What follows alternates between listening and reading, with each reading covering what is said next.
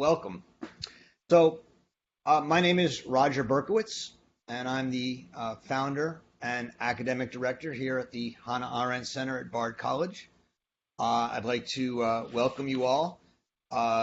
This is the beginning of a new session of our virtual reading group at the Hannah Arendt Center, and we are going to read the first part of a book that Hannah Arendt never finished, called it was going to be called The Life of the Mind. The edition I'm using is this one, but there's a number of editions out there. This is one of the more controversial books of Arendt's, not substantively per se, but because the book was never finished, and it was published by her friend Mary McCarthy, who was her literary executor. And for most of the last, well, it was published in 1970, like I think 76 or so, or a little after in the 70s. But we've used this copy of the book, most of us, Arendt scholars, and there's sort of been a knowledge that it was changed, that McCarthy had changed much of it, but not much has been done to explore how she changed it. As part of the new critical edition of the Hannah Arendt's writings, which is currently being done, volume 19 will be a critical edition of The Life of the Mind that will attempt to restore Arendt's original manuscripts. And two of the two people who are editing that volume, Thomas Barcher and Wout Cornelissen, are both people who are associated with the Arendt Center and talked a lot about what their work they're doing with me. And they have found that the changes that Mary McCarthy made were substantial and quite invasive. So the new edition is not out yet. It should be out in about a year. But I will be reading it alongside the current one and be trying to give you some insights to when things are changed as I can. And they may join us at times. Thomas Barcher and Wout Cornelissen may join us a bit during the sessions as we go forward. So that will be a great treat if they do. In any case, this book came out of a series of writings that Arendt wrote between 1970 and 1975, the last 5 years of her life. Famously, when she died, the title page to what would be the third volume of The Life of the Mind on judging, was in her typewriter, and all she had written was the title page and the epigraph, and then she died. So the book was never finished. The thinking section, which is what we're going to read, was the one that was most closely finished. She had given that material in a number of lecture courses between 70 and 75, the Gifford lectures in 73, a lecture course at the New School in 74, and the Atherton lectures at Harvard University in 1975. And so this is sort of just the background for what is a somewhat contested manuscript that we currently have of the book. There's really no telling how much she would have edited it and changed it if, of course, she had lived to finish the book. So we have to go with what we have. The section on thinking, there's three sections of what was the proposed book: thinking, willing, and judging. And these were to be the three activities of the mind, the life of the mind. Judging was going to be, and we're going to get a hint of what judging is as we read through some of these sections on thinking, and we'll talk a lot about it. And it was going to be the culmination, really, of what the life of the mind was about, but it includes all three: judging, thinking, and willing. We're going to focus on thinking in our reading in this course, although, of course, willing and judging will come up.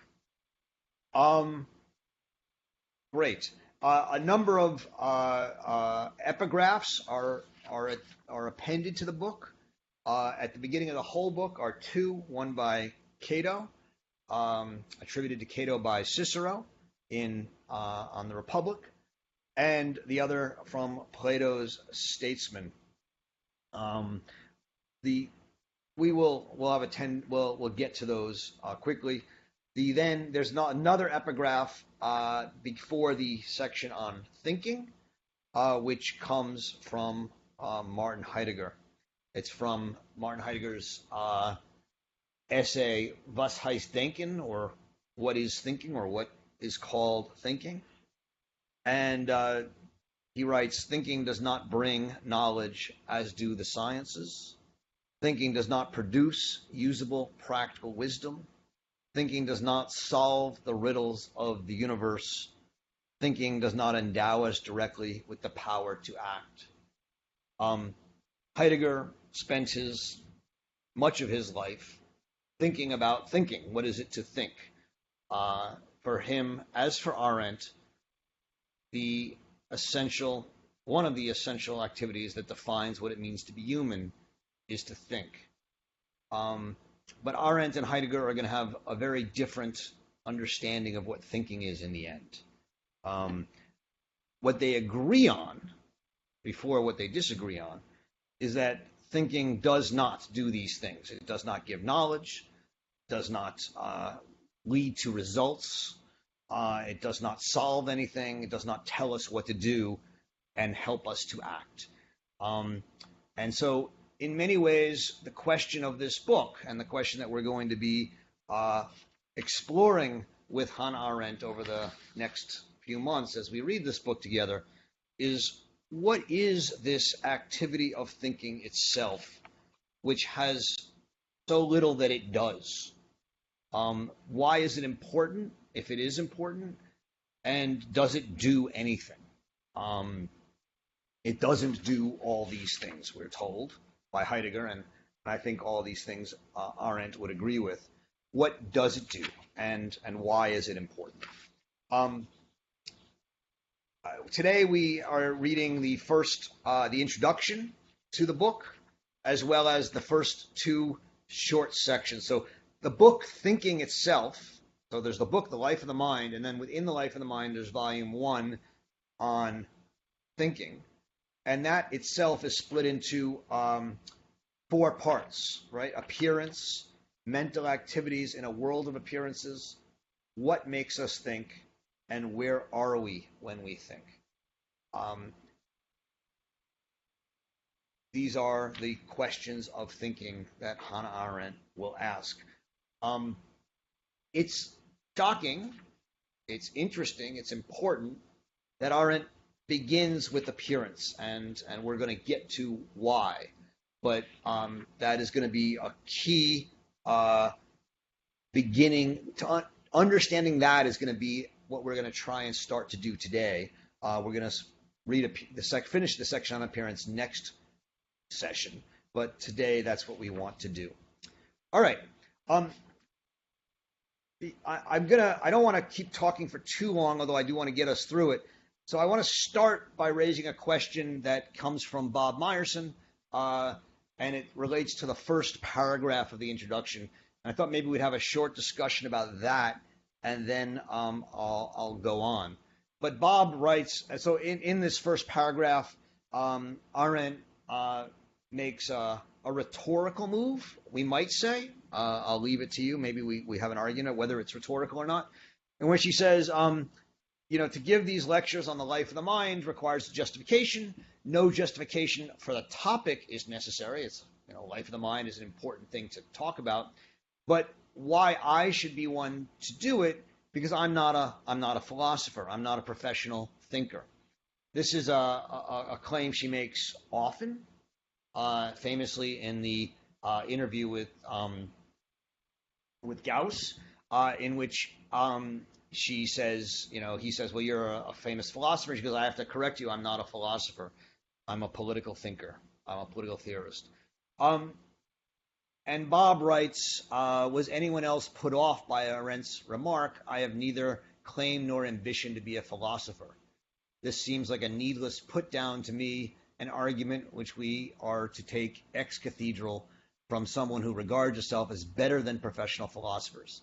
Is this a slam against academic philosophy, against the predominance of analytic philosophy in her time, against the institutionalization of the teaching of philosophy, or just a trope for the purpose of her turning a new page in what was regarded as being the proper study of questions not answerable empirically?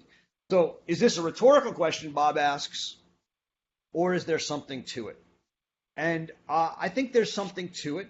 On the obvious level, she's simply saying, look, I'm not a philosopher. I'm not trained in philosophy. I've never written a book of philosophy before. And, I write about politics. I don't write about philosophy. But there's a deeper question, which is that in all of her work, up until now, and until now also, but we're going to have to ask in an interesting way why, in all of her work, Arendt has asked about the world. She has asked about the world as it is. So in The Origins of Totalitarianism, she's asking, what is this thing called totalitarianism that happened, this event in the human condition? She's interested in what are the faculties of the way humans act in the world and labor, the way we are human. She's interested in the world, not the ideas. And she sees that as a non-philosophical approach. So if you believe Heidegger, her teacher, the entire history of philosophy is the history of being. He calls it die Seinsfrage, die Frage des Seins. And there's two parts of the question of being. One is, philosophers ask, what is this piece of paper as a piece of paper? What is this being as a being? And the other is, what is being? What does it mean to be? And this is what philosophers have asked since Plato. It's the question of, well, what is the table, but what is the being of a table? What is the truth of a table? What is the being of a cat? And philosophers since Plato have largely had certain answers to this. Some says that what makes a cat is the idea of a cat, and they're idealist philosophers, and that all cats partake in this idea, but they're not ever pure cats because the pure idea is a priori, is not empirical, and no real cat can ever live up to the truth of a cat. And then there are realists who say, no, forget the ideas, the cat is a cat. And what Arendt is going to argue here is that philosophers on either side have assumed this distinction between the ideal and the real, and that you almost can't be a philosopher if you don't approach this from a kind of metaphysical question, and that's how philosophers have thought. She's going to contest that distinction. Now, she's not the first one to do that. Many philosophers have done so. Certainly, every major philosopher in the continental tradition, since Kant, has at least begun to question it, and since Nietzsche has really said that this distinction is problematic. But and as a result, thinkers like Heidegger and also claimed not to be a philosopher, and Arendt is going to claim not to be a philosopher. So I think that there's more than there's a biographical claim, but there's also a claim, and let me say, there's also, Bob raises the question of, is she insulting philosophers? Insulting is not a word I would use, but there's no doubt that she thinks that to the extent one today the 20th century, certainly in the 21st century, concerns themselves with concepts and ideas as the core of what they're interested in,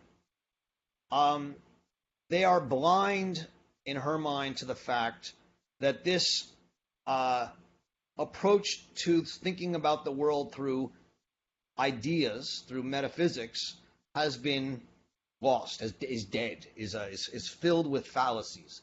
And she thinks that you can do it as long as you're aware of the fact that it is no longer something you can do in earnest. You can understand how it happened, and there's a lot of, and the whole second part of the book, Unwilling, is going to be taking us on a course through this philosophy. You have to try and understand it, but it itself is a dead discipline. And even positivism, which might be thought of as the rejection of it, is still caught up in this distinction between the true and the apparent, or the true and the real. And so she's announcing here that she is not a philosopher. She's not a metaphysician. That's what I think it's for, Bob.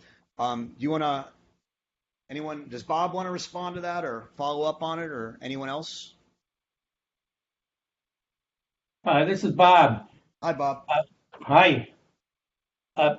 Seems to me that the human condition, and certainly the life of the mind, are about as philosophical as I typically understand it. I mean, if you take the realist position and you read a book of philosophy, or you read 100 books of philosophy, I think this falls right in with those books. But based on what you're saying now, I could see where she's picking an argument, and maybe she's setting up some straw man here. So, straw men, I mean, certainly not straw men in the history of philosophy. I mean, there are plenty of what we would call idealist philosophers in history who would simply be aghast at what she's saying. They would say, look, the truth is not in the real world, it's in the ideal world. This was the Platonic insight in Book 7 of the Republic, Book 6 and 7. The whole premise of, written over the academy that where Plato taught, is apparently a sign that said, only those who know geography can enter. The premise was that in entering the academy, you have to leave behind the empirical world and concentrate on the world of ideas, on mathematics.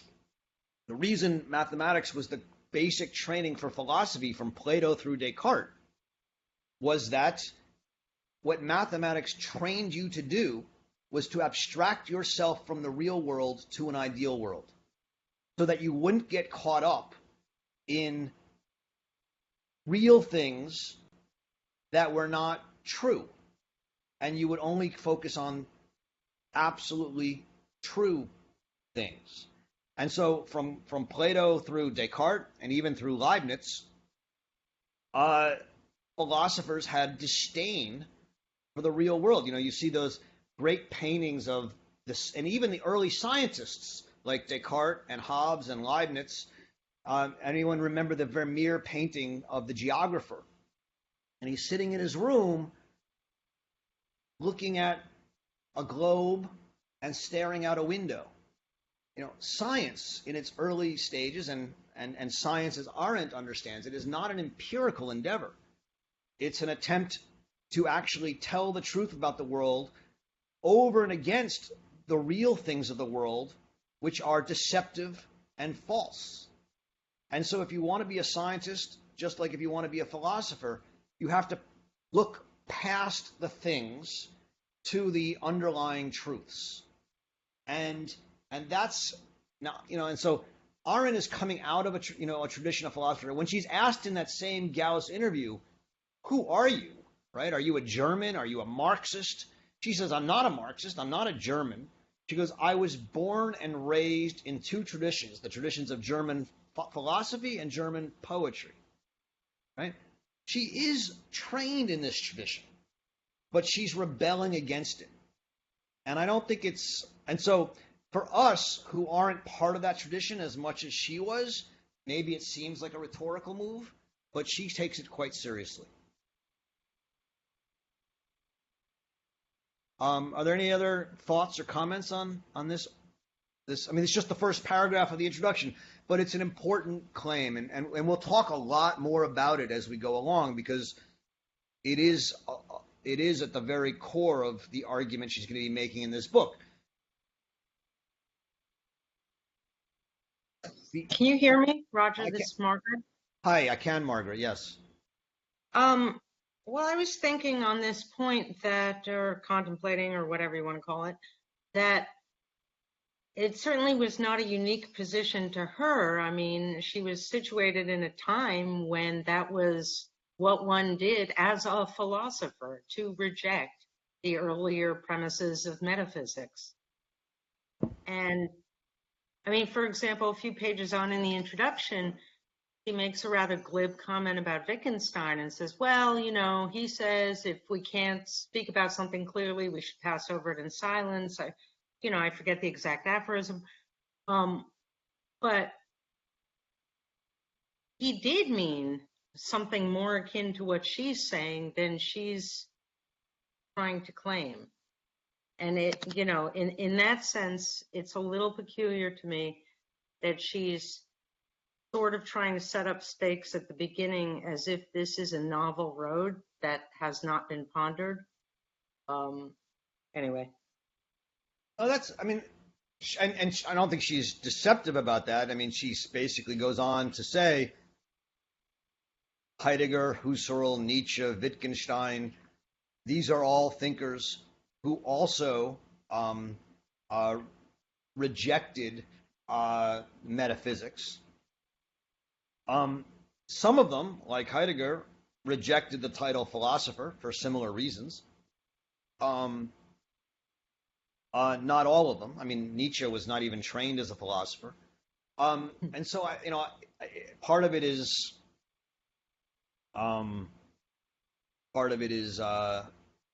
of course, rhetorical. But I think she's quite clear that she's not the only one doing this. But you're right. She's part of there's a widespread, wide-ranging anti-metaphysical movement that emerges, post Kant, certainly post Nietzsche, and she is to some degree part of that. Many of those philosophers, and I would include to some degree Nietzsche in this and Husserl, are still somehow trying to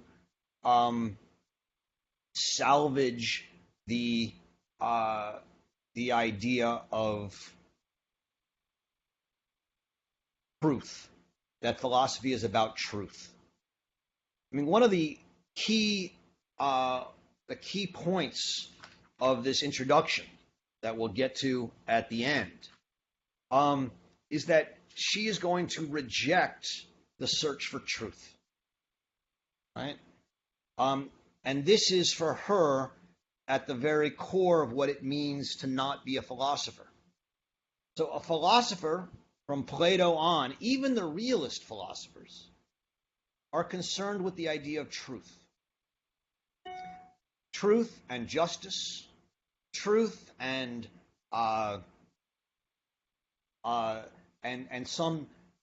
something that's real.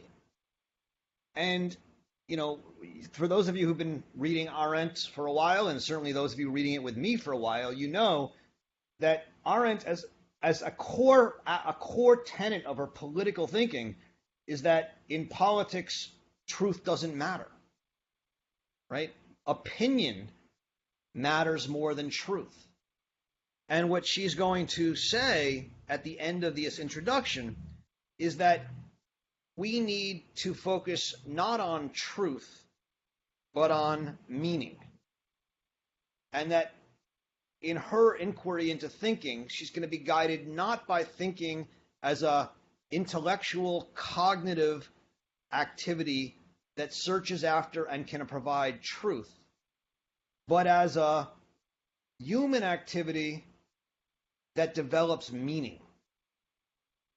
And what she says is that approach is even different from Wittgenstein and Nietzsche, and, well, it's closer to Heidegger, although she's going to differ from Heidegger in what that meaning, where that meaning is going to be found. But that's an important, we're going to get there, and so I hope we will get there soon. But I think that's an important distinction for why she's making this claim. So one of the things Bob said, and I think it's really important, I want to address it, is that he said, well, I've read The Human Condition, right? He's read it with me. I know he's read it a couple times. And he said, The Human Condition strikes me as a philosophical book. And Arendt clearly thinks it's not. Right? She's like, this is, I can give you a dozen reasons she doesn't think it is. The first is that she says here it's not. She says, this is the first book of philosophy I'm going to write, so that's clear. But she then, in this introduction, says that there were two provocations for her writing this book. The first, which is the more famous one and the one that most people think of, because I think it's for a whole lot of reasons, is her attending of the Eichmann trial and her confrontation with Adolf Eichmann, in which she says she came face to face with a fact. And the fact was that Eichmann did incredible evil things. He was evil. And yet he wasn't evil in the way our tradition has typically thought of as evil. He wasn't resentful. He wasn't mean. He wasn't angry. He didn't just simply hate. His evil, she says, came from a kind of banality, a kind of thoughtlessness. Right? There's a huge arguments about whether she's right or not. We can talk about it if you'd like to, but I'm going to table it for a second. But what she says is she came to the conclusion that there was simply a fact visible at the trial that Eichmann was a thoughtless person, and that this thoughtless person could be so unbelievably evil. And it raised for her a question, which was maybe thinking or thoughtlessness is connected to evil, and maybe thinking could itself be a prophylactic against evil. And so she famously says on page 5, I think it's the same edition, I hope, in the middle of the page, the question that imposed itself was, could the activity of thinking as such, the habit of examining whatever happens to come to pass, or to attract attention, regardless of results and specific content, could this activity be among the conditions that make men abstain from evil doing, or even actually condition them against it? Can thinking, now, until we read this book, we're not going to know what thinking is. But she asks herself, if Eichmann's problem was that he was thoughtless, not that he was hateful, that he was thoughtless, not that he was vengeful, is it thoughtlessness that leads people to do evil? And could thinking, whatever thinking is, and she here talks about it as to stop and think, which is going to be one way she imagines thinking. Another is to talk to oneself, to be engaged in a dialogue with oneself, the 2-in-1, which we'll get to later. Another is to think from the perspective of another. Can these different ideas, modes, activities of thinking, in a sense, create depth, make us question ourselves, make us stop and think, and stop us from unthinkingly doing evil in bureaucratic society, in a bureaucratic world? And so that's the first provocation, she says, and it's the most famous one because I think her Eichmann book is famous. It gives us a real world example, and there's a reason that it's the one that people have latched onto. But there's a second provocation, she says, and this goes to Bob's point about the human condition. This begins on page 6, in which she says, the second provocation for writing this book was doubts that I had about the human condition. Right? She says, I wrote this book, which my publisher called The Human Condition, and I wanted to call the Vita Activa. And she says, I had been concerned with question of action, a question of political theory. And I was interested in, and action had traditionally been called by the Greeks and the Romans the Vita Activa, the life of the active life. But these were all people who were thinkers, people who thought that the contemplative life was the highest form of life. And so I had written this whole book on the active life, the life of action, the Vita Activa, and I was driven by a distinction that thinkers made, and people who believed that contemplation was the key, and so interestingly enough, and very importantly, one of the great mysteries for many people about the human condition is why Arendt leaves thinking out of it. Right? So the three faculties of the Vita Activa, of the human condition, that Arendt identifies, as we all know, are labor, work, and action. And she says there are others that might exist, but we're not going to talk about them for various reasons. And one of those that she mentions is thinking. And she says we're going to leave it out. And only at the very end of the book, in the last 2 or 3 pages, does she come back and say, thinking is a part of the human condition, but it's one that generally has not been thought to be available to everybody. Only the thinkers think. And as a result, we generally don't include it within the human condition because we don't assume that everybody's going to do it. Everyone has the capacity maybe to do it, she says, but the thinkers of the tradition did not think everyone would do it. And the truth is that throughout most of human history, most people have preferred to do anything but think. Because thinking is unsettling, thinking is difficult, thinking challenges your customs. Thinking is the hardest thing to do, not only because thinking is hard, but because if you really think, you're going to challenge everything you believe, and we don't like that. And so most people don't think. And so we leave it out. And she says, even though I wrote this book in which I left out thinking, she said, I always wondered if there was a different viewpoint that one could take on thinking.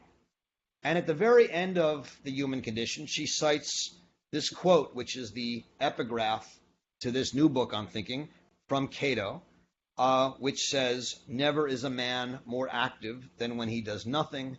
Never is he less alone than when he is by himself. And at the end of The Human Condition, she suggests that maybe this is a different kind of thinking, different from the Vita Contemplativa. And so this book is now going to take up the question of thinking again, not from the tradition of contemplation, but from the tradition of this question of Cato's, what is it how is man active when he does nothing but think? And how does man active and not alone when he thinks by himself? What are we doing when we think? What is this activity of thinking? And this is going to become the guiding question of this book. And so she sees it as taking up a question that the human condition specifically rejected, namely thinking as part of the Vita Activa. Thus, not the philosophical tradition of thinking, but an active tradition of thinking, a political tradition of thinking in some way. but one that is still about thinking itself. So that's the reason she writes this book, she says. Are there any thoughts or questions about any of that? Comments? Are there? I see there's a bunch of questions here in the chat. Roger? Yeah, go ahead. Yeah, I have a thought. When we think about who we are as individuals, we're not alone. I mean, we're filled from the time of birth with interactions and relationships, both with other humans, through experiences we have, through books that we read, through sense perception, a whole bunch of things. So when a person is thinking and it's alone in thinking, there's really a multitude there in a sense. I don't know if that's an idea that has merit or not, but it occurred to me and I thought I'd throw it out. Well, it has perfect merit. It's actually one of the arguments she's going to make in the book. The chapter on the 2 in 1, the answer of Socrates, the 2 in 1, so chapters 17 and 18 that we're going to read, are making that argument precisely, which is that when you think, you talk to yourself. And in talking to yourself, you bring plurality in. And as a result, you question yourself. And so thinking unsettles the sovereign subject, the idea that we're a sovereign, lonely subject, and actually brings other perspectives and questionings into who we are. And that's going to be one of the most central arguments about what thinking is that she's going to make. And I look forward to when we get to those chapters, because they're really beautiful chapters. Good point. Other questions or points? When you talk about, can you hear me? Yes, go ahead. When you talk about people not thinking, is it that they never think, or that they start out thinking and then lose it later on for various reasons? Maybe because of activity. Maybe thinking is what happens when there's no activity, or active activity, physical activity. So, I mean, Arendt herself, and I think most of these thinkers believe that all human beings, I mean, we can, if you'll allow me to bracket off questions of mental illness and childhood and things of that sort, and those are real questions that the history of philosophy has to deal with and doesn't always have a great record on. But I think most of the thinkers think that thinking is available to everyone. It's not a capacity issue once you get rid of the ageisms, racisms, and prejudices that philosophers have, which is a big if, and I'm just going to bracket it for a second. One of Arendt's most famous lines, and I think sadly it's also one of her most misunderstood lines, is that there are no dangerous thoughts. Thinking itself is dangerous. And what she really means by that is that to think is to radically question yourself. I mean, just as we were just talking about the 2 in 1, it's to say that everything you believe in, if you're a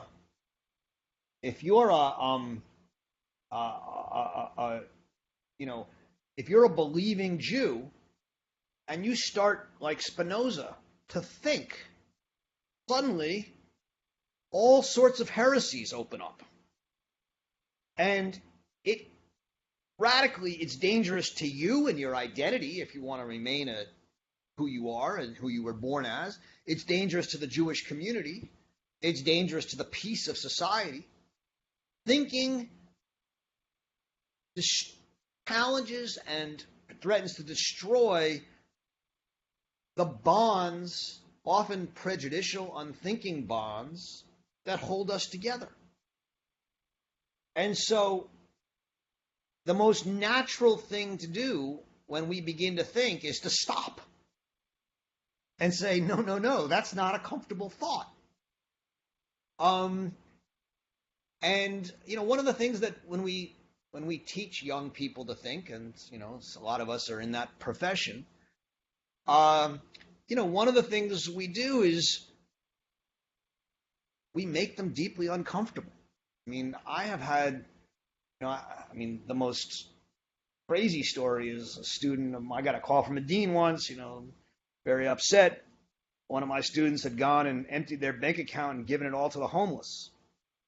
And they blamed me for having taught them this, which of course I didn't do. But the point is that when you are learning to think, your basic sense of who you are can be deeply unsettled.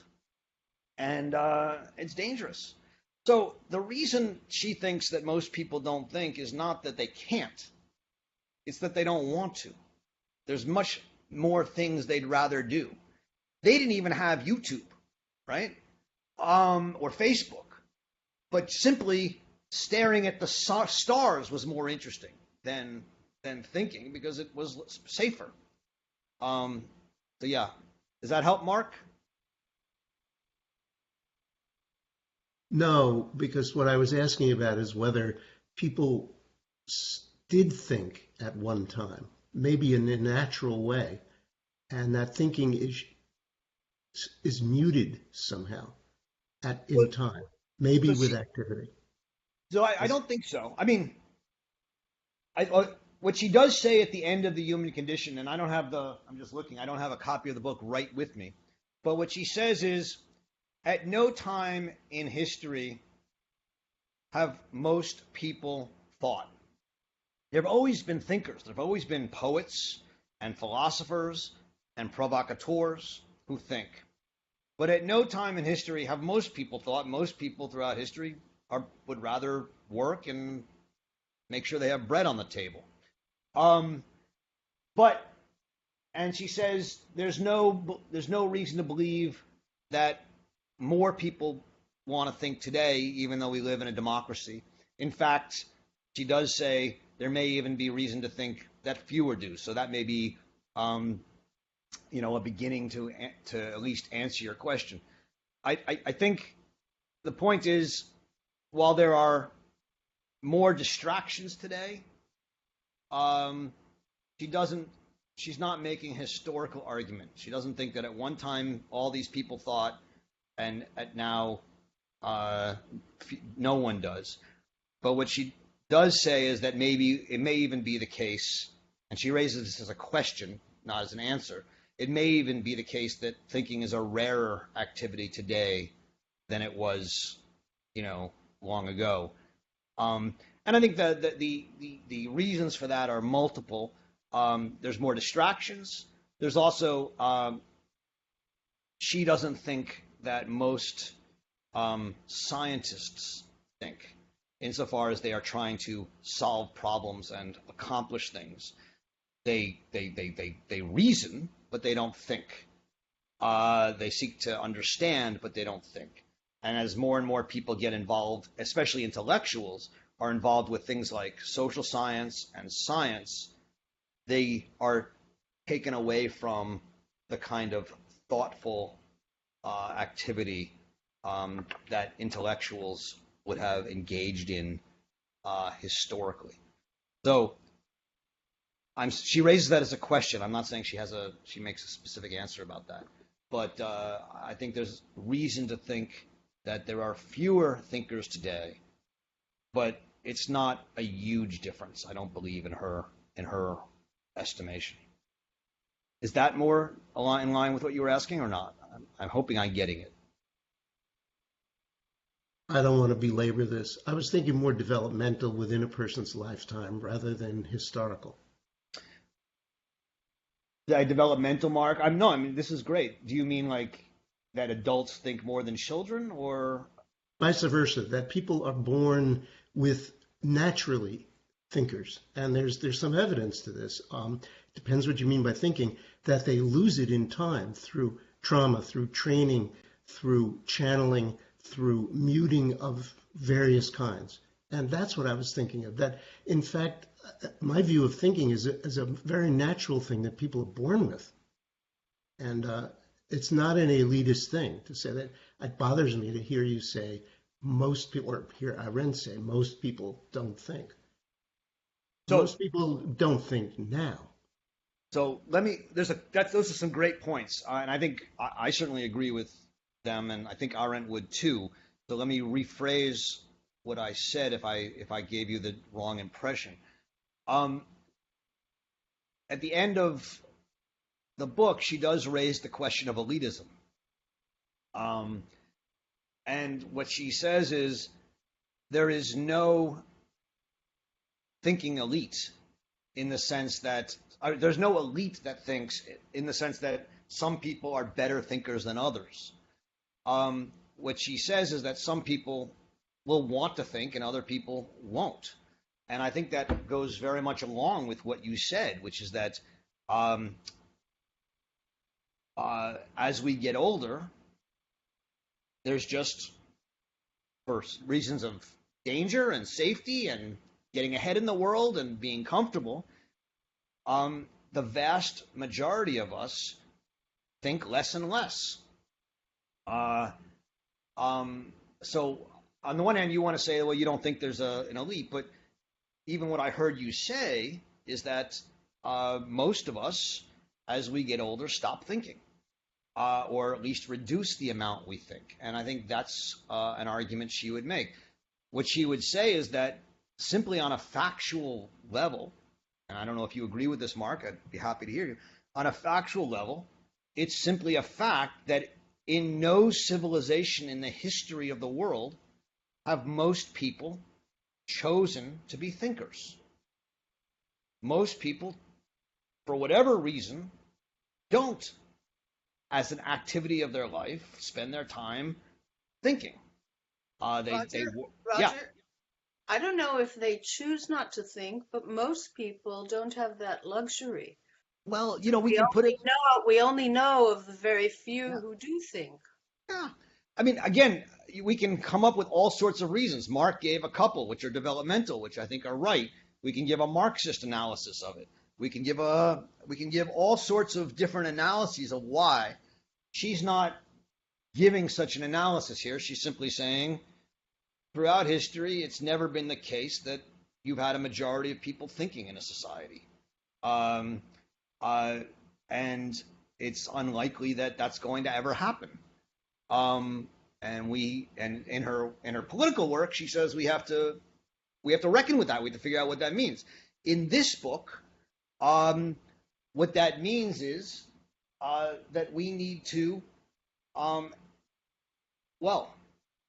in fact, in this book, what she says is, if her instinct is right, and thinking might be what prevents people from doing evil, the argument of this book is we need to encourage more thinking. We need to encourage more people to engage in the activity of thought in order to prevent future catastrophes and future evil.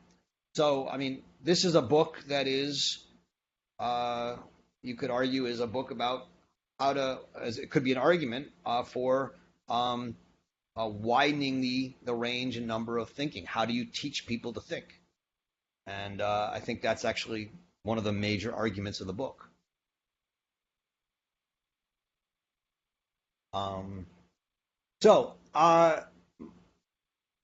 Hello? Yeah, go ahead. Who's this? This is Frank, yeah. I'm puzzled about two things. One is I'm having a hard time getting around the idea of thinking. And when you gave the example of Spinoza as thinking, I tried to square that with the statement you made earlier that Arendt rejects the idea of thinking as the search for truth. I think Spinoza would have described his thinking as a search for truth. Absolutely. And he would have thought he was thinking, but he was searching for truth.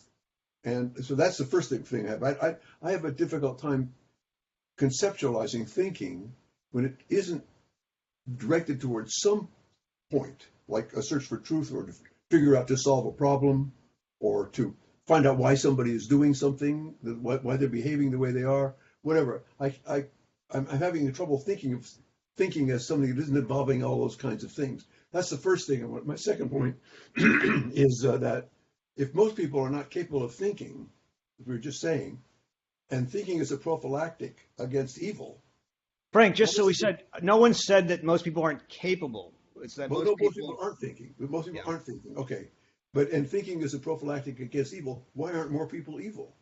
Most people are not evil, and yet they apparently don't think. And I just these questions just occurred to me while I'm listening to your discussion, which I enjoy very much. Great, thank you. So the first point is that Spinoza was certainly thinking about truth. So the claim that she makes is that for the most of history, goes back to Bob's original question, the history of thinking and the history of philosophy has been dominated by philosophers who have based their approach on this metaphysical distinction and sought truth. Her argument is that and so for someone like Spinoza, he could be dangerous to the Jewish or the Christian worlds by seeking a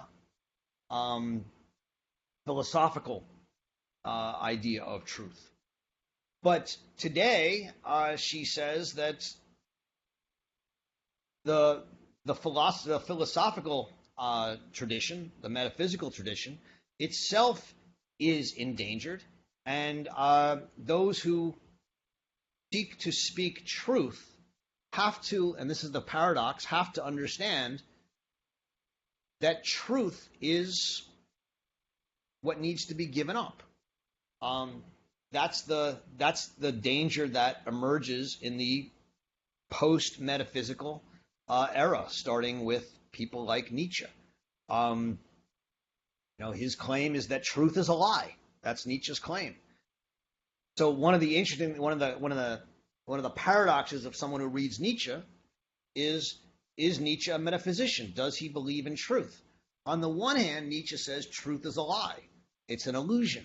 On the other hand, Nietzsche wants to make new truths. And so it's a paradox of whether Nietzsche is a metaphysical thinker or not. Someone like Arendt, 200 years, 100 so years after Nietzsche, is no longer even interested in the question of truth. What she says is that not only is truth a lie, truth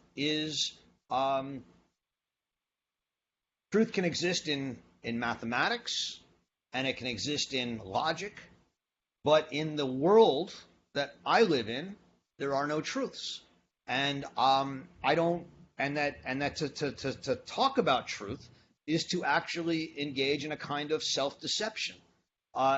Insofar as one is not simply talking about logic or mathematics, and that we have to be brave enough and courageous enough to, in the name of truth, forego truth. So it's in different eras, you're going to have different ideas of thinking. For Spinoza, yes, truth was a sword against religion and custom. But today, she thinks no longer, and so that's why that's why she denies being part of the Spinoza tradition of philosophy. Right? She's with Spinoza insofar as Spinoza is a thinker and thus a rebel, but she's not with Spinoza insofar as the rebellion is one truth against another truth.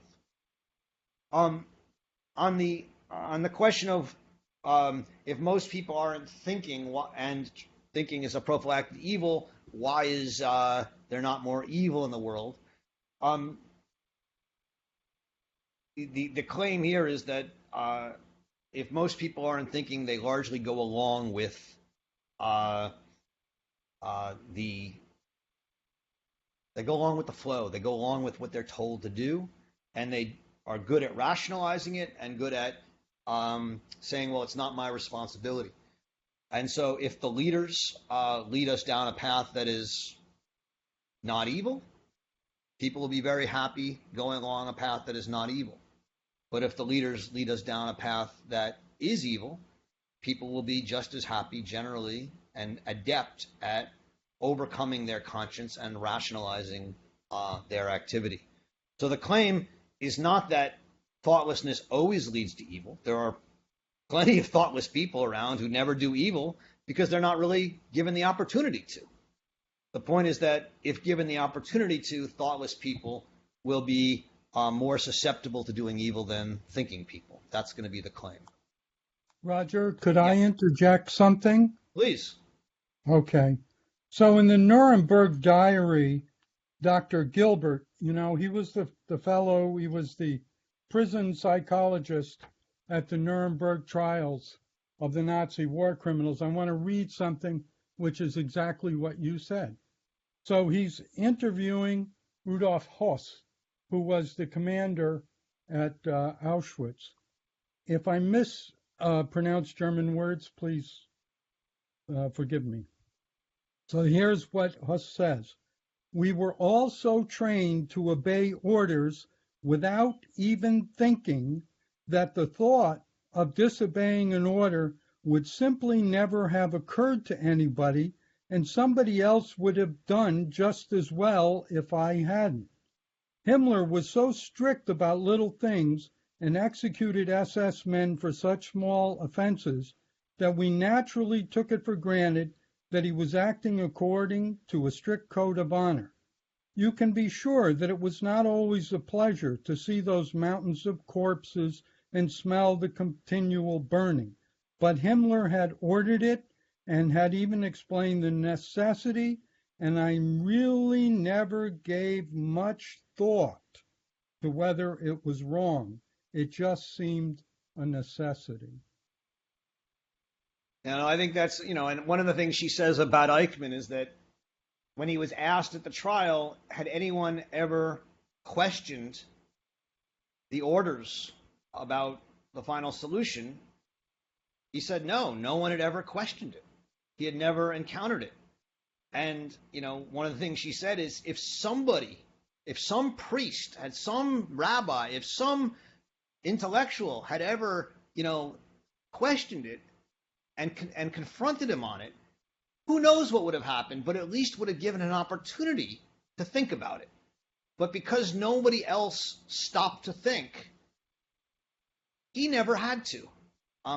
Again, we're not reading the Eichmann book, but this goes to the question that was just asked about, well, is thinking a prophylactic? And if the point is, most of the time it's not important. We don't need to think. So in her essay, Thinking and Moral Considerations, which we've read in this group, what she says is, thinking is politically useless, except in one circumstance, in times of emergency.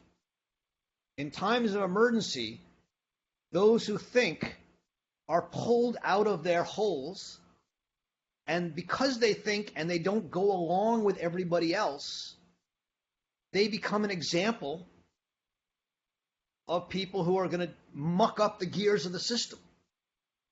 And so simply those thinkers become a provocation for others to think, and thus not even to act, but to do nothing. And if you do nothing,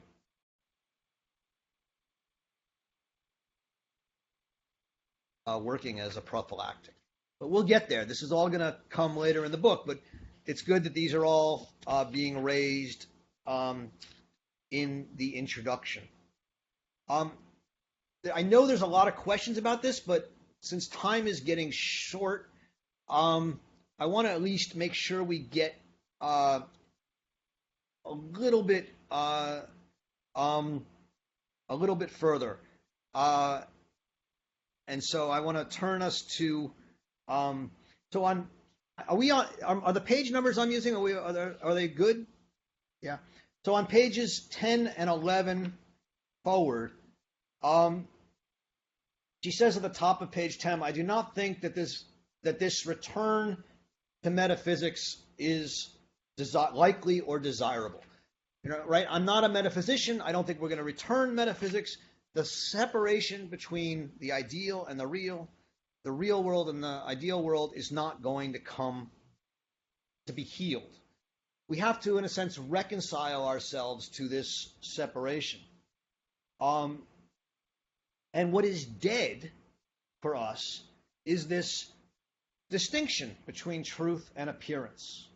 There's a very famous passage in Nietzsche in The Twilight of the Idols, on a little one-page part called "How the Real World Became a Fable," in which she quotes the penultimate line from it, which goes, "We have abolished the true world. What has remained? The apparent one, perhaps? Oh no. With the true world, we have abolished the apparent one." Once you give up on the true world, metaphysics, well, the whole premise of the true world was that it was the truth of the apparent world. Well, if you abolish the metaphysical world, there's no apparent world that can be apparent over and against the true one. And so it's this loss of that framework that she is here talking about. And then on the bottom of page 11, let's just read this paragraph at the bottom. She says, "These modern deaths of God, metaphysics, philosophy, and by implication, positivism." So all these things die with the death of metaphysics, with this distinction between true and real. These modern deaths have become events of considerable historical consequence, since with the beginning of our century, they have ceased to be the exclusive concern of an intellectual elite, and instead are not so much the concern as the common unexamined assumption of nearly everybody. So it used to be that the intellectual elite worried about metaphysics. But now everybody is aware that truth doesn't exist. Everybody is aware that there's this kind of nihilistic tendency that if both worlds are dead, if there's no truth, we can pretty much do anything. And that there are no truths, therefore we can destroy what we have. That's a kind of fundamental nihilism. This has become a deep mother's milk, if I can say that, a deep sense of what we all imbibe as part of our culture. And she says, this is the political aspect. She goes, with this political aspect of the matter, we are not concerned in this book here. In our context, in this book, The Life of the Mind, it may even be better to leave the issue, which is one of political authority, outside of our considerations. Leave it aside. And instead, I'm adding that, but to insist rather on the simple fact that however seriously our ways of thinking may be involved in this crisis, our ability to think is not at stake. We are what men always have been, thinking beings. By this I mean no more that men and women and all persons have an inclination, perhaps a need, to think beyond the limitations of knowledge, to do more with this ability than use it as an instrument for knowing and doing. So this is what this book is about. It's not about the political dangers of the loss of metaphysics. It's about, even amidst the dangers and even amidst the loss of metaphysics, there is still this fact, this simple fact, that we all can still think. All of us can still think. And that in thinking, and then this is the question, what is thinking? In thinking, we don't seek knowledge. We don't seek, go back to Heidegger's quote that opened this section, we don't seek knowledge as do the sciences. We don't seek to produce usable practical wisdom. We don't solve riddles of the universe. We don't endow us directly with the power to act. Well, what do? Well, what she says is we think. What does that mean? We have an inclination to think beyond knowledge. What is that? It's to think. He now goes into a distinction Kant makes between Vernunft and Verstand, between Vernunft, which is usually translated as reason, and Verstand, which she says is mistranslated as understanding. We're going to follow her just for a moment here. You could raise questions about it. But what it really means, Verstand, is to calculate or to rationalize. And what she says is, Verstand, what is typically thought of as understanding, calculating, logical reasoning, seeks to know useful things, seeks knowledge, seeks practice, seeks practical wisdom, wants to solve the riddles of the universe. But Vernunft is not inspired by the quest for truth, but she says by the quest for meaning. It's not inspired by the need to know, but to think. Not for truth, but for meaning. And this is how the introduction ends. What does it mean to think? It means to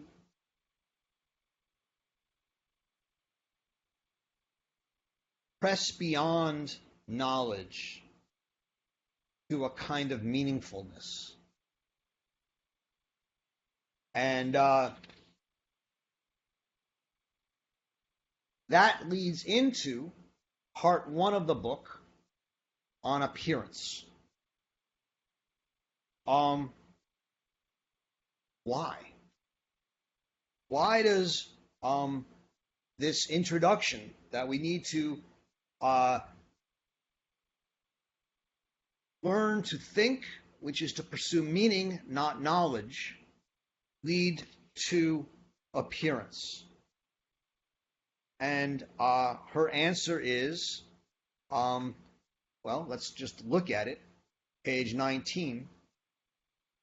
The world men are born into contains many things, natural and artificial, living and dead, transient and sempiternal, all of which have in common that they appear and hence are meant to be seen, heard, touched, tasted, smelled, to be perceived by sentient creatures endowed with the appropriate sense organs. Nothing could appear. The word appearance would make no sense if recipients of appearances did not exist. Living creatures able to acknowledge, recognize, and react to, in flight or desire, approval, disapproval, blame, or praise, what is not merely there, but what appears to them. In this world which we enter, appearing from a nowhere and from which we disappear into a nowhere, being and appearing coincide. Dead matter, natural and artificial, changing and unchanging, depends in its being, that is, in its appearingness, on the presence of living creatures. In other words, nothing that is, insofar as it appears, exists in the singular. Here we get to the key. Everything that is meant to be perceived by somebody, not man, but men inhabit this planet. Plurality is the law of the earth. So once again, we see plurality, one of the absolutely central themes of Arendt's work, announced at the beginning of this book, in the first chapter of the first, book, part of the book after the introduction. Well, what's the connection between plurality and meaning? Well, it's very clear. In a world of plurality, there aren't truths. There are differences. There are opinions. There's different appearances. And if you believe, as Arendt does, that the world is a plural world, thinking cannot mean the seeking of knowledge, truth. It cannot mean an intellectual endeavor that seeks one answer. It has to be a thoughtful pursuit of meaning an opinion and the multiplicity of appearance that somehow is made meaningful despite and in spite of its plural uniquenesses and differences. And that is the sort of the reason that we're moving this idea of thinking away from the scientific truth pursuit to the pursuit of meaning.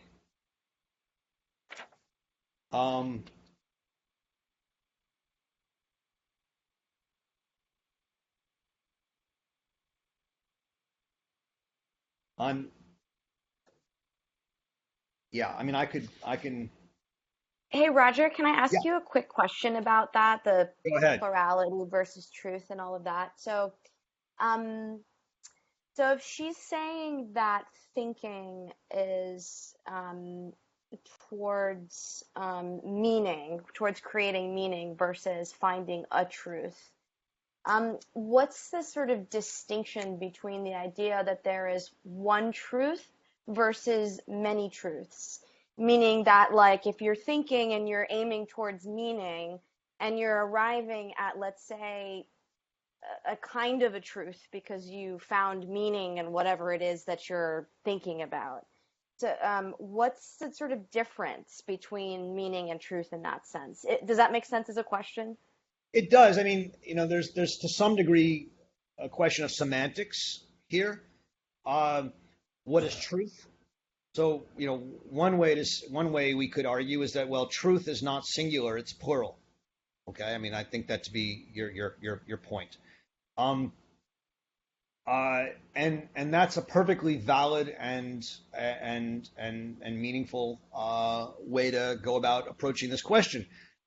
Arendt's, what Arendt, is doing is saying, well, for better or worse, beginning with Plato and leading up to the present, truth has been stamped with a particular meaning. And that meaning is that it's true as a singular pursuit of what's right, what's correct.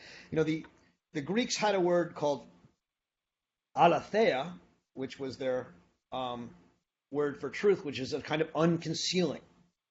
But they replaced it at some point with the word taortos, which is the root of our word orthodox, and which says that truth is correct. And for all thinkers post-Plato, I mean, not all, but most thinkers post-Plato, up through, of course, Descartes and Leibniz and Hobbes and all the scientific thinkers, the essence of truth was to be correct, to be singular. Its truth was opposed to the manyness of opinions, the manyness of plurality. Now, there are some thinkers, like Heidegger, who says we need to rethink the nation of truth and go back to the Greeks and find another idea of truth as aletheia, as unconcealedness. And that's a perfectly valid view, right? What Arendt is doing in a work for a popular audience, and I don't know if it works as a work for a popular audience, it's a lot harder than I think she thought it would be, but is she saying, well, look, we don't want to fight the definition of truth as it's come down to us. We should take it seriously.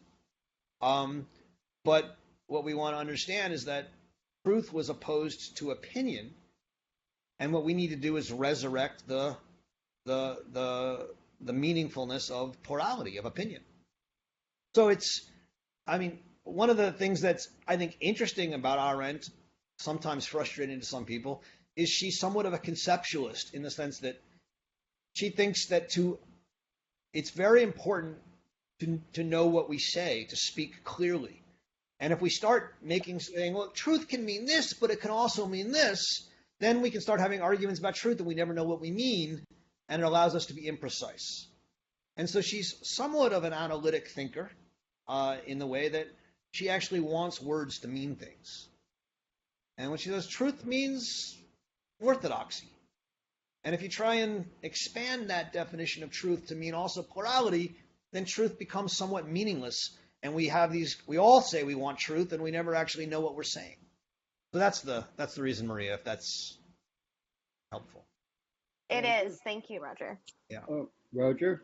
Yeah. I don't know this makes sense or not, but if you understand meaning from the perspective of plurality, and in the idea of humans, doesn't that translate, or at least to me, it translates into a conversation, into a dialogue, into an exchange of meaning claims, and in those dialogues, we reach conclusions, which are a kind of truth, but it's a truth in the kind of Nancy Fraser position of a good enough solution.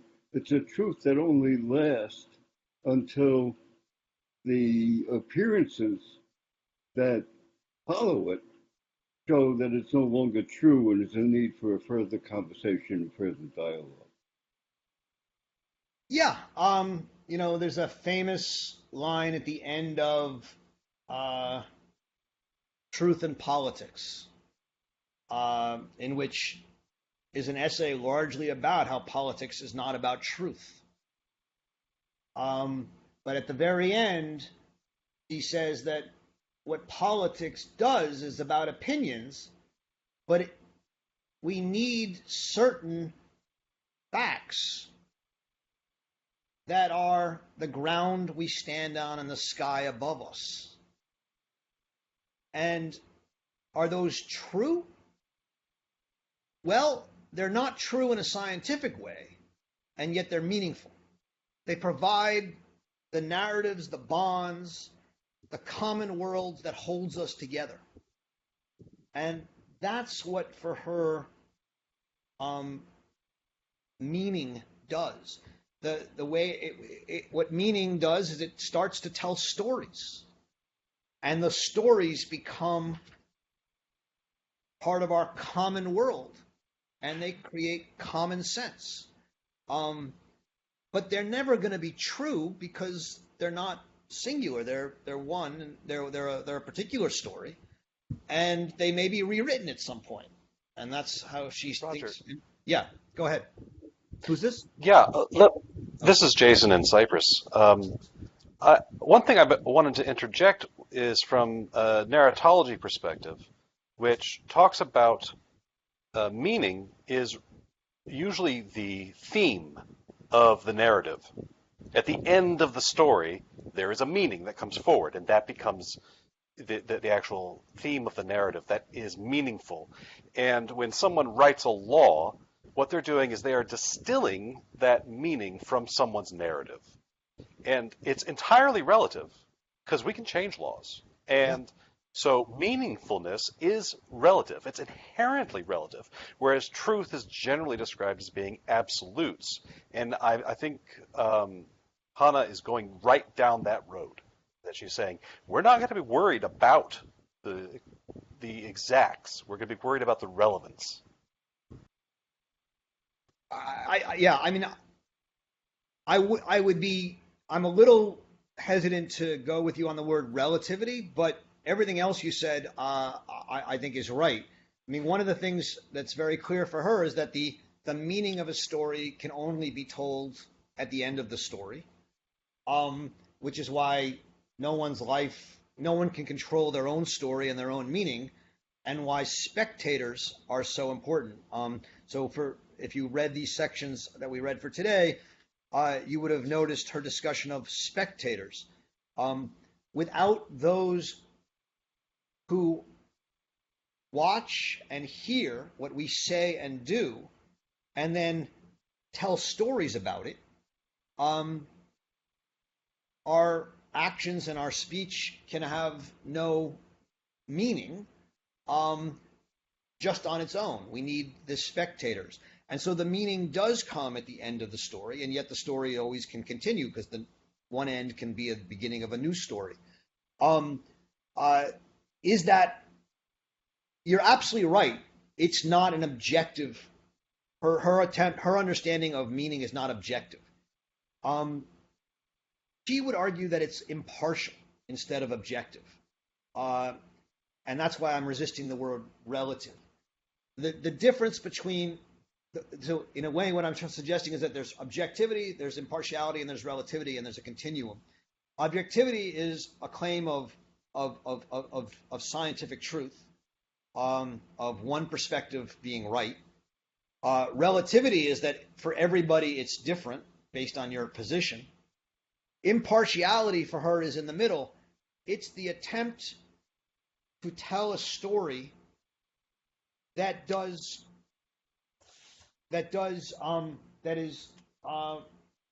honor to as many of the perspectives as possible, and in doing so creates a conversation that all the people recognize as meaningful, and thus neither as objective nor as relative, but as meaningful, impartial in her words. So this distinction she makes between impartiality and objectivity is crucial, and one that's not often talked about enough. So that would be the only, but everything else, Jason, that you said, I think is absolutely right. Is that it? Do you accept that emendation or not? I can buy into it, into the realm of understanding the chorus, of understanding plurality as how we are organizing the polis itself. And I'm currently living between two worlds, right on the edge of Christendom and Islam, as it were. And so for me, it's all very relative. We just ended Ramadan, so everything is. We almost accidentally served pasta with pork products in it to a friend last night, for example. And so we deal with these questions of relativity on a very pragmatic level, in that we can still be friends. We just can't always eat the same food. But that doesn't mean that we can't have the conversations. It doesn't mean that we can't actually come together and talk about what is meaningful to us on other levels. So in that respect, what's meaningful to them is not necessarily meaningful to me, but there are other elements that are, that there isn't going to be a completely impartial perspective because we come from two different worlds. No, I think you're right. Although what she says is the effort of politics and the politician is to articulate a perspective that, while it makes judgments of what's right, brings in enough perspectives that the different parties feel as if they've been taken and heard and listened to, and that even if they disagree, they accept that it's part of a common world that they're part of. And that's I totally agree. Yeah. Let me take some of the questions that are down here, because we're going to run out of time. If I've already answered them, let me know. Connell writes, so many faculties of reasoning, intellect, thinking, I do not follow. Could you clarify? I think I tried to clarify that, Connell. I don't know if I did, but basically in this discussion of Kant on pages 14, 15, and into 16, what she's saying here is that reason, Vernunft, is this faculty of pushing beyond knowledge. It's a kind of, it's a thing, what she says is, all humans have this ability and this desire to know not just how things work, and not even just why they work, but what they mean, why they're important. And this is the,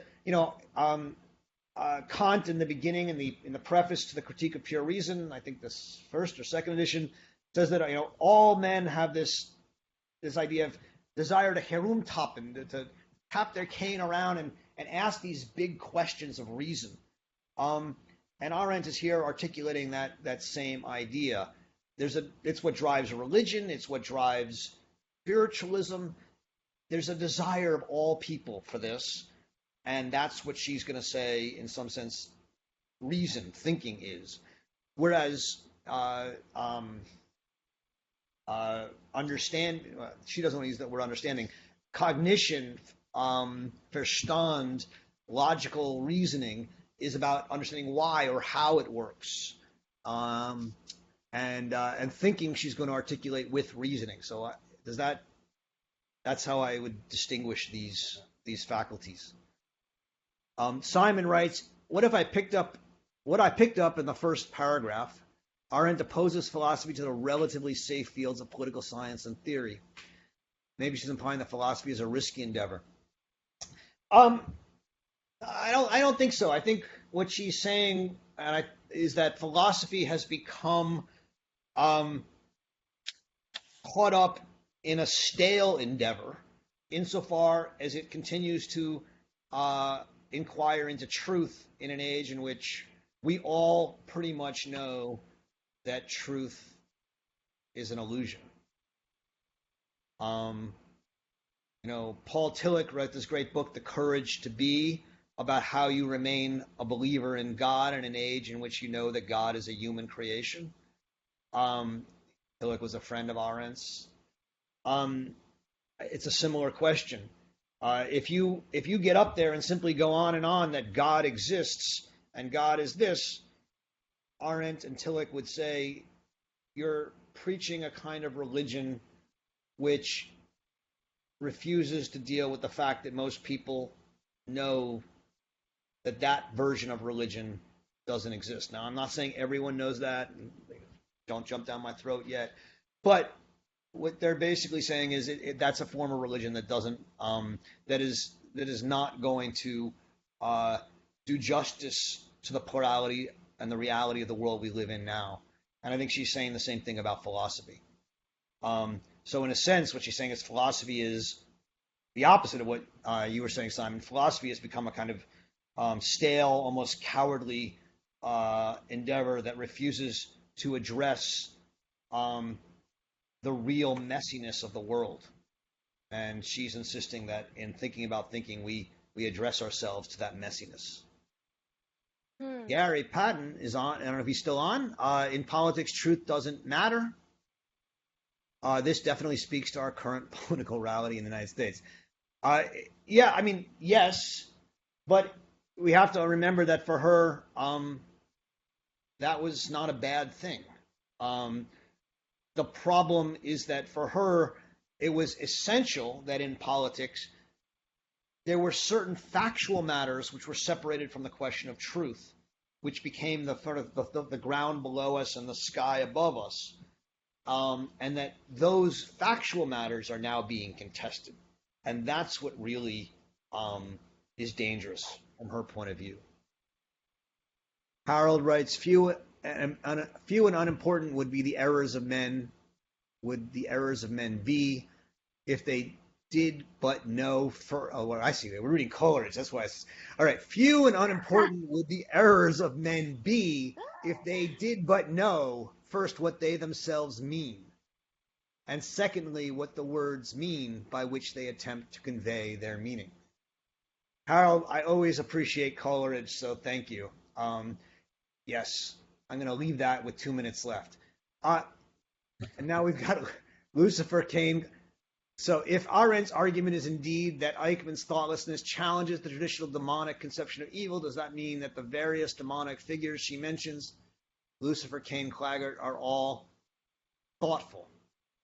Thoughtless? Hello? Yes, I think she does. I mean, I think Lucifer and Cain and Claggart are thoughtful. They're people who have opinions. I mean, not just opinions. They're out aiming for something. Claggart, has an agenda. He's not just following orders. Lucifer has an agenda for sure, and Cain has an agenda. These are people. I mean, her point is that Eichmann has no agenda except making his life comfortable and easy, and that's quite a different agenda. So yeah, I think she thinks that most evil people are quite thoughtful. At least in one sense. That doesn't mean to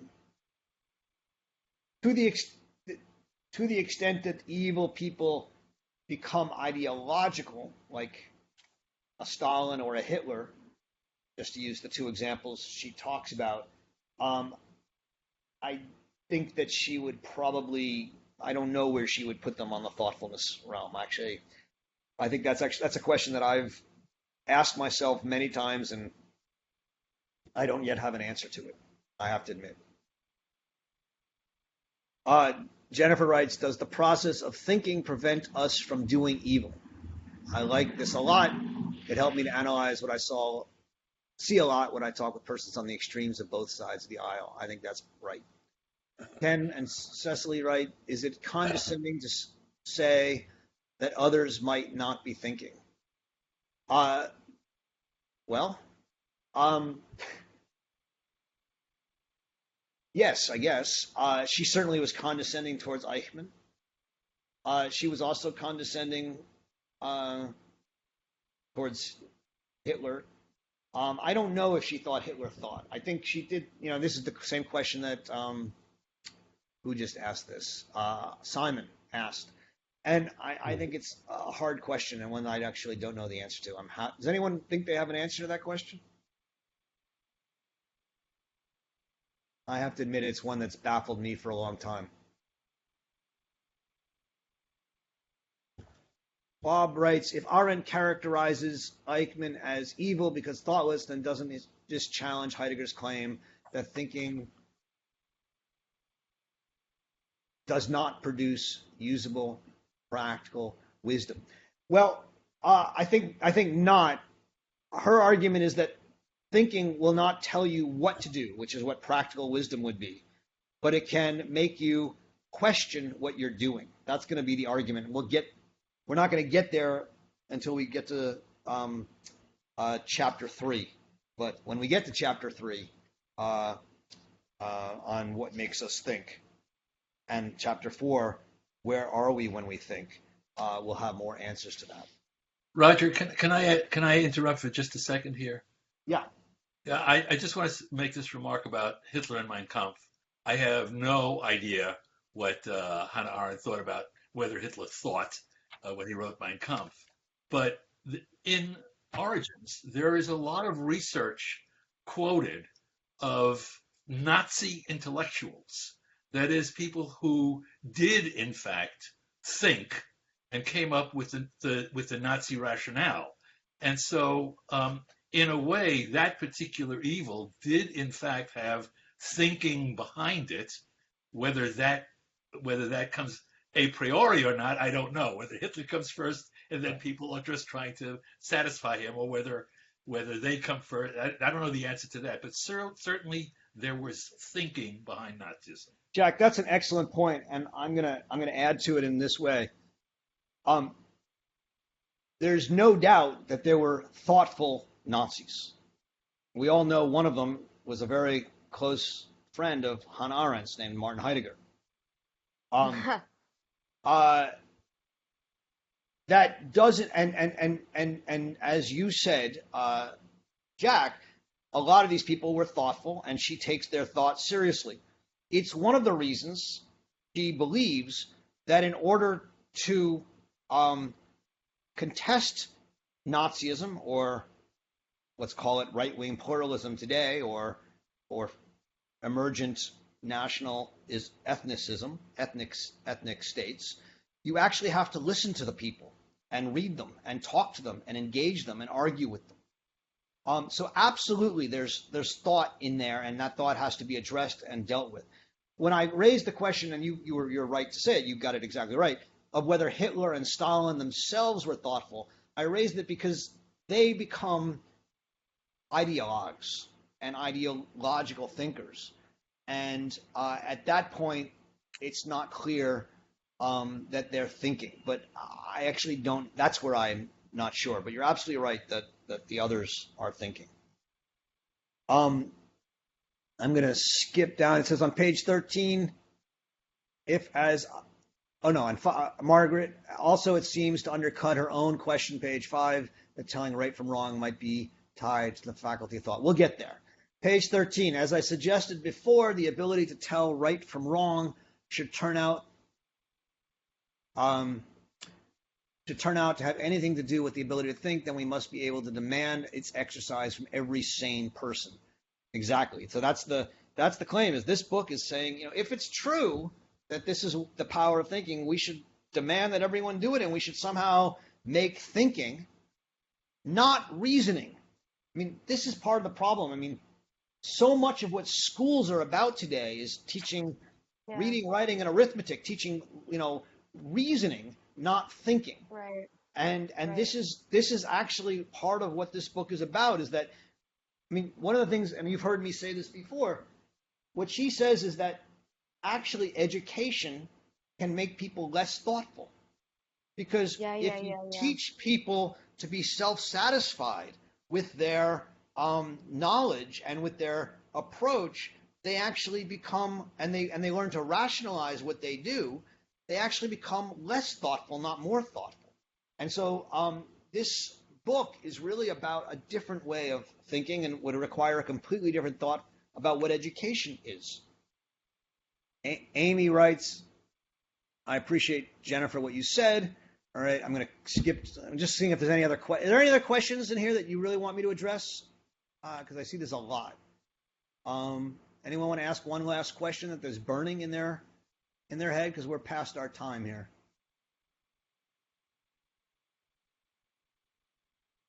All right. I'm going to leave. I'm going to let it go. Thank you all. Is Sam still on? I want to introduce Samantha Hill, who's the assistant director of the center. She will be leading some of these sessions. Samantha, are you here? Maybe not. But there's a lot of new people on this week. I hope you enjoyed it. Feel free to send me an email and or us an email at arendt@bard.edu and let us know if you have any suggestions or thoughts. For next week, we're going to be reading the next 3 chapters, I think, if I'm correct about this. So the reversal of the metaphysical hierarchy, body and soul and mind, and appearance and semblance. I believe it's on our website. We'll send out a note soon. And I hope you enjoy reading Hannah Arendt. Thanks very much.